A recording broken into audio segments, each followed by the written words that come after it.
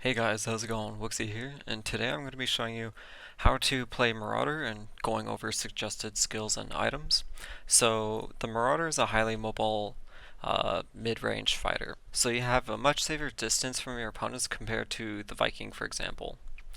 The Marauder is also a strength and physical damage dealing based mid-range melee fighter, and as such, he has a vast variety of weapon and armor choices available to him unlike some other classes, so gearing isn't the toughest task in the world. But let's talk about some of his weak points. A large majority of the Marauder's damage comes from procs and relics, so if your attack speed is low, you will not do very much damage. You can't just bind everything to a single key. If you do that, you're going to bind Crazy Grapple, and on some bosses, they'll instantly kill you. For example, on Annie, on the eyeballs for like the laser beams, things like that, you'll pretty much instantly die. So you can't have that bound to that.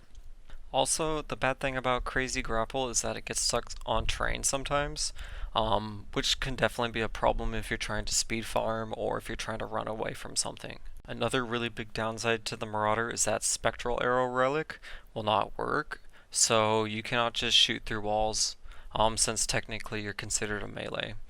Speaking of relics, you do need to get homing projectiles and the ×2 projectiles. Um, you will struggle to deal damage and your clear speed will suffer without them.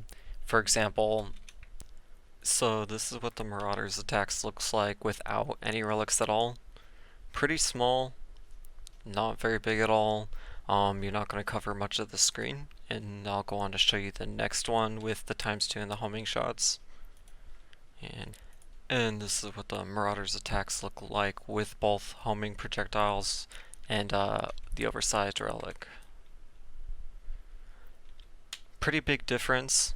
You'll notice a lot in the gameplay how much of a difference it makes to actually have the oversized compared to the standard projectile that you do shoot. So with the Marauder, you're definitely going to need both of those. I wouldn't say you have to have them, but the difference between not having them and having them is pretty drastic. If you just watch the gameplay right now, I don't even have to really aim, and it just kills the entire screen for me. A little bit laggy on my end, apologize for that. But this is just a standard 3-3 run, and it's just decimating them in no time. Now there's many ways to gear the Marauder, but in this video I'll be focusing primarily on the set items, as they are rather good choices for us just as standalone items, but I'll show a couple alternative items along the way. So for the helmet, obviously we're going to be using the set helmet. It provides a ton of fizz, attack speed, crit rate, crit damage, fizz. Never mind the attack speeds from my runes, apologize for that. But other than that, it's a really strong helmet. It has a ton of armor. You really can't beat it. Let's look at a couple examples. The Demon's Warlord helmet. The only thing you're gaining on this helmet is crit damage. No, you're actually having the same exact crit damage. You're just gaining the APS. So, not really worth it in my opinion. As for the Judge, Jury, and Executioner, since they nerfed the crit, or not the crit, the cooldown reduction on it, all it's really good for is just capping crit and making sure you have enough mana to cast your spells. But that's not a problem for us due to the boots. So this also isn't the best option for us. So personally, for me, I would use the Gladiator Skullet any day. Now for the amulets, we do have plenty of different options in here. I'm gonna go over the Warrior's Rift Skull. This is a new amulet they added to the game in Season 8.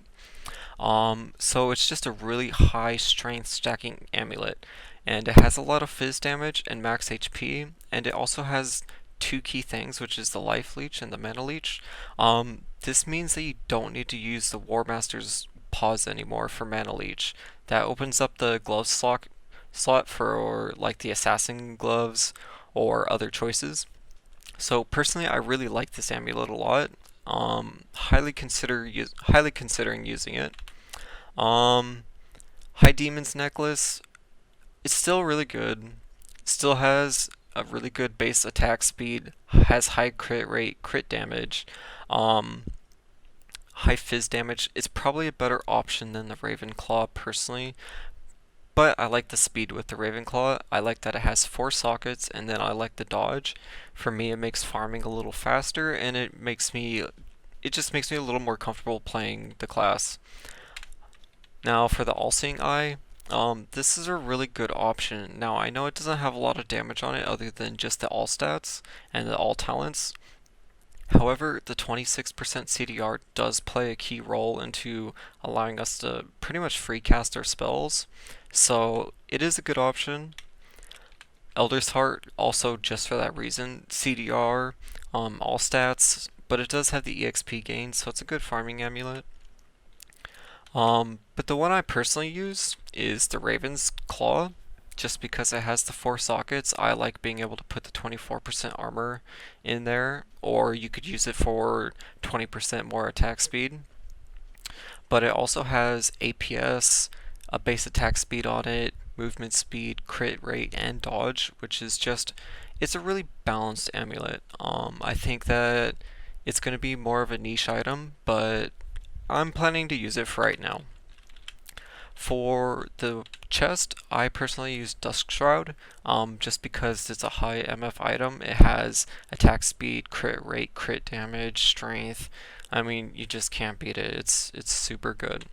However, you can also use like the Devil's Cocoon. It's going to give you a ton of HP, attack speed, strength, fizz damage, and all stats. I didn't mean HP, I meant just strength. But it's going to allow you to attack faster, so if you're having issues with your attack speed, definitely consider that one. The last option I would personally choose is the Cuirass of Blood. It has a high APS on it, it has a really high attack speed, it has 21% mana, which, yeah, we don't really have mana issues, but that is a help if you're just starting out, and it has tons of max life and life per hit, so it's a really good choice, and it does have the six sockets for runes on it, so there's a lot you can do with that chest. For the weapon, you have a couple different choices. If you're just starting out and you can't get a Gladiator's Wrecking Ball, try to get like a Hyoki's Vorpal Katana. It's really fast, it has block chance, fizz damage, high attack speed. I mean, you're looking at 4.8 APS, so it's nothing to... I mean, that's still really good APS. You're not going to get the best damage out of it, but for a starting item, it is pretty decent. The next option I would choose is Shattered Dimension, just because it's a really strong crit item, has tons of crit damage, has a decent amount of fizz, tons of strength, so that also goes back to stacking strength on that one amulet. It has Magic Find, life, and mana per hit, so it means so you don't need the War Master's Pause as well. So it is a good choice, but ultimately the best choice is probably Darkness, just because it's the best weapon in the game, hands down. The damage, attack speed, CDR, dodge is just #1. Now going over the glove slots, I do personally use the War Master's Tribal Pause just because I'm not using that one amulet and I'm not using the other chest, so I have no life or no mana leech, so this is my only way to get mana leech back.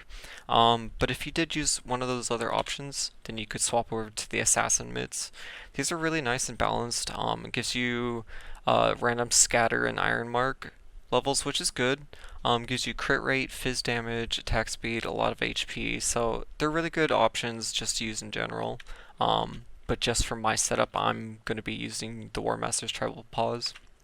For the boots, I'm not going to recommend any other boots. The Gladiator's Battle Sandals are by far the best in slot.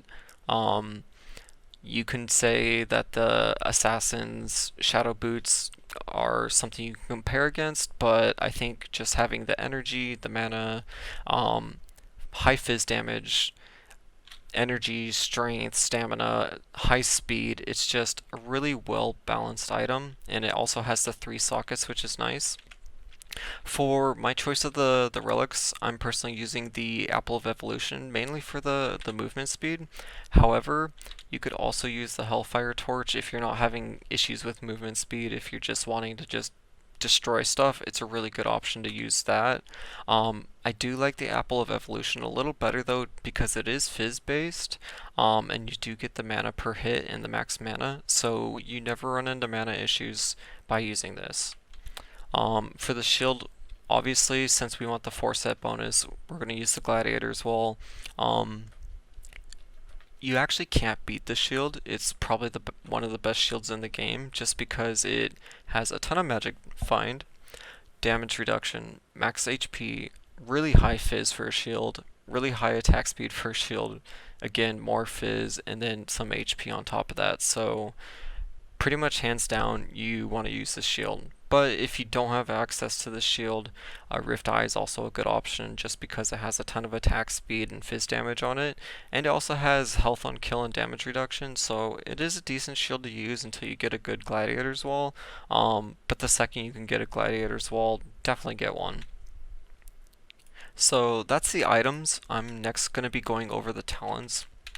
Now, my talent choices were mostly procs, and what I mean by procs are when I'm auto-attacking, you see that giant red ball that comes out? That's a proc. It doesn't happen every hit, it only happens every once in a while. Well, that's where a majority of our damage comes from is procs. So, heavy ball, I max that. That's the big red ball that you see. Unstable bomb, also another proc, I max that as well.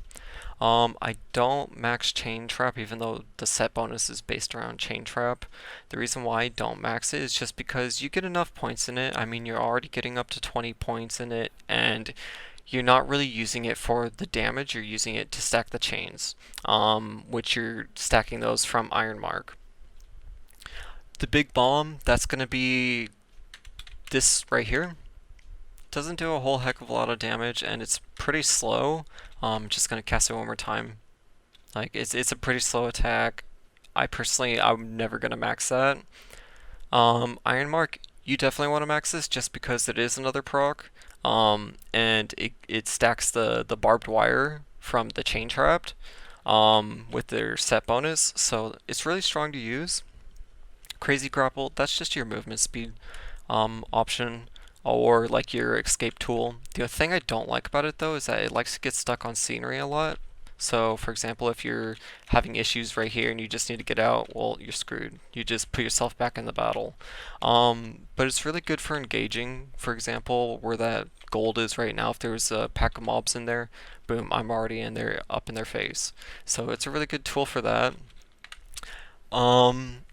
Plan B, this is really nice. It's a proc. That gives you more damage. I personally don't level it though, just because the proc chance is only 20% compared to most of these other procs, which are like 28, 32, 30, or 23, and these ones have way higher damage than Plan B does. Random scatter is our last kind of proc that we level. Uh, Let me see if I can find some mobs. But you're just going to see a little cluster of bombs get thrown towards them. Yeah, I don't know if you were able to see that up in the corner, but that's what that one proc was. And your last skill is Madness Control. This one's really cool. I'm going to show you guys an example of it real quick. Let me just port back to town. But basically what the skill does is it puts a shield on you for an unlimited amount. You can't die during this shield. But it only lasts for a couple seconds, but it pulls all enemies towards you. A cool thing about this is that it also works well with your set bonus. Is stacking chains from your chain trap. So it's also a good thing to use just in general. So I'm going to show you a quick 3-3 run real quick. Nothing special. I actually did have a satanic one recorded, but it didn't save properly. So this is the one you guys get, unfortunately. But as you can see, quite fast. You put a lot of range between you and the enem the enemies. So it's a really safe class to play. Really strong, as you can tell. And this is even after the crit nerfs. This is currently on the beta, not on the live realm.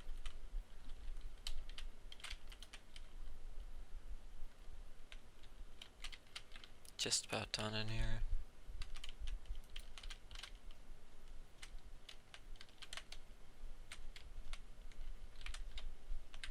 Then we'll go ahead and clean up the boss.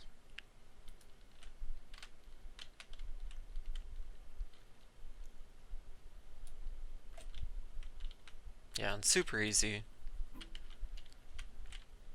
So gonna go ahead and end the guide on that. Hopefully I covered all the bases, but if you have any questions, feel free to join my Discord, or you can leave comments in the comment section below.